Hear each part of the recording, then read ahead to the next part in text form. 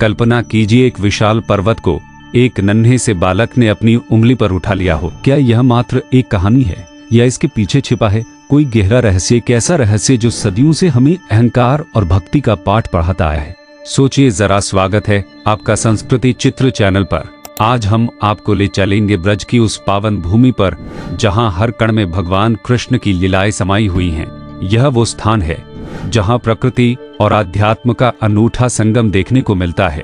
क्या आप जानते हैं, गोवर्धन पर्वत केवल एक पहाड़ी नहीं बल्कि स्वयं नारायण का स्वरूप है। सदियों से ब्रजवासी अपने गांव, अपनी फसल और अपने पशुधन की रक्षा के लिए देवराज इंद्र की पूजा करते थे। हर साल एक भव्य यज्ञ होता जिसमें इंद्र को प्रसन्न करने के लिए दूध, घी और अनाज की आहुतियां दी जाती।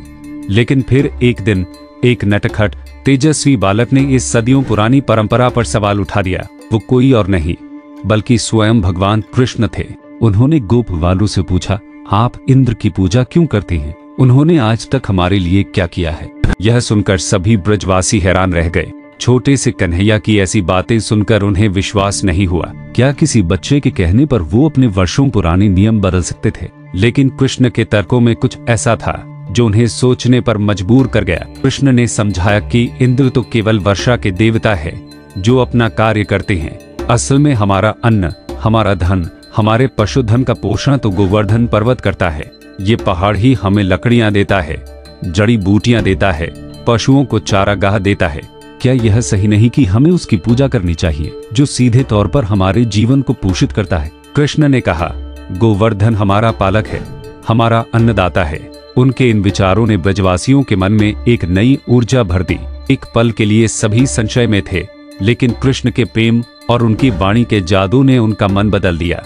उन्होंने तय किया कि इस बार इंद्र की नहीं बल्कि गोवर्धन पर्वत की पूजा की जाएगी। क्या यह निर्णय कोई साधारण परिणाम लेकर आएगा? सभी ब्रजवासी, बड़े बुजुर्ग, महिलाएं और बच्चे पूरे उत्साह से गोवर्धन पूजा की तैयारी में जुट गए। उन्होंने तरह तरह के पकवान बनाए जिन्हें अन्नकूट कहा जाता है। कल्पना कीजिए, एक ही दिन में सैकड़ों प्रकार के स्वादिष्ट व्यंजनों का पहाड़, हजारों की संख्या में पकवान गोवर्धन पर्वत के पास चढ़ाए गए। सभी ने मिलकर गोवर्धन की परिक्रमा की और पूरे श्रद्धा भाव से उसे अपना रक्षक माना। जब इंद्र को पता चला कि ब्रजवासियों ने उनकी पूजा छोड़कर गोवर्धन की पूजा की है तो उनका अहंकार क्रोध में बदल गया। उन्हें लगा कि यह उनका अपमान है, उनकी सत्ता को चुनौती है। सोचिए जरा, एक देवता का अहंकार कितना विशाल हो सकता है। अपने अपमान का बदला लेने के लिए इंद्र ने अपने मेघों के स्वामी संवर्तक मेघों को आदेश दिया कि वे ब्रजमंडल में भयंकर वर्षा करें। उनका इरादा था कि वे अपनी मूसलाधार वर्षा से पूरे ब्रज को डुबो दे और कृष्ण को सबक सिखाएं। कुछ ही देर में आकाश में काले काले बादल छा गए, बिजली कड़कने लगी और इतनी भयंकर बारिश शुरू हुई कि मानो प्रलय आ गया हो। हवाएं इतनी तेज थी कि पेड़ उखड़ रहे थे।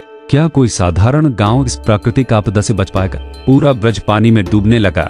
गोपबाल और उनके पशु बुरी तरह डर गए। उन्हें समझ नहीं आ रहा था कि अब क्या करें।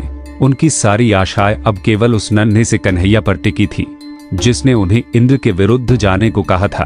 भयभीत ब्रजवासी कृष्ण के पास दौड़े और बोले, कन्हैया, हमने तुम्हारी बात मानकर इंद्र का अपमान किया है, अब तो वही हमें डुबो देंगे। कृष्ण ने मुस्कुराते हुए कहा, डरो मत, मैं हूं ना। और फिर जो हुआ वो इतिहास में अमर हो गया। कृष्ण ने अपने वादे को निभाते हुए अपने बाएं हाथ की कनिष्ठा उंगली पर विशाल गोवर्धन पर्वत को एक छाते की तरह उठा लिया। कल्पना कीजिए, यह नजारा कितना अद्भुत रहा होगा। सभी ब्रजवासी अपने पशुधन के साथ उस विशाल पर्वत के नीचे आ गए। 7 दिनों तक इंद्र ने अपनी पूरी शक्ति से वर्षा की, लेकिन कृष्ण की दिव्य शक्ति के आगे उनकी एक न चली।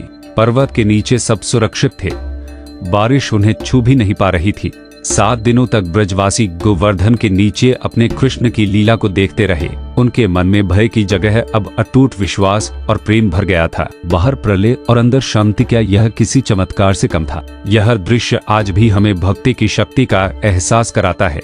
8वें दिन इंद्र का क्रोध शांत हो गया। उन्होंने देखा कि उनकी सारी कोशिशें व्यर्थ हो गई हैं। कृष्ण ने केवल ब्रजवासियों को नहीं बचाया था बल्कि इंद्र के अहंकार को भी चूर कर दिया था। इंद्र को अपनी भूल का एहसास हुआ।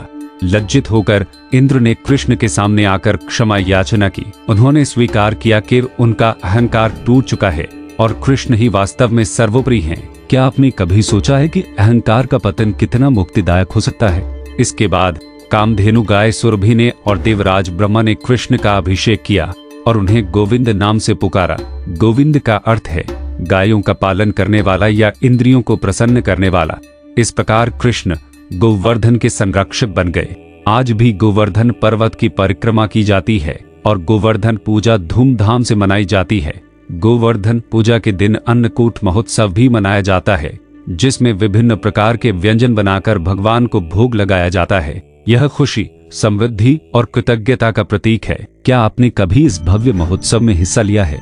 इस लीला के बाद गोवर्धन पर्वत को स्वयं कृष्ण का स्वरूप मानकर पूजा जाने लगा। यह पहाड़ आज भी ब्रज में स्थित है और लाखों भक्त हर साल इसकी परिक्रमा कर अपनी श्रद्धा व्यक्त करते हैं। यह श्रद्धा ही है जो इसे जीवित रखती है। सोचिए जरा, एक नन्हे से बालक ने कैसे अपनी युक्ति और दिव्य शक्ति से एक पूरी परंपरा को बदल दिया और अहंकार का सिर झुका दिया।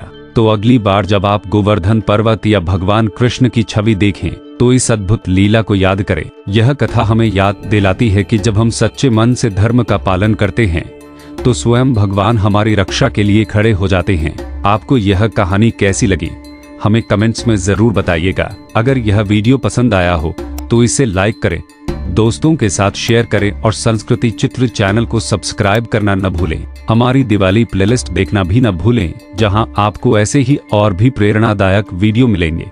जल्द ही मिलेंगे एक नई कहानी के साथ। तब तक के लिए नमस्कार।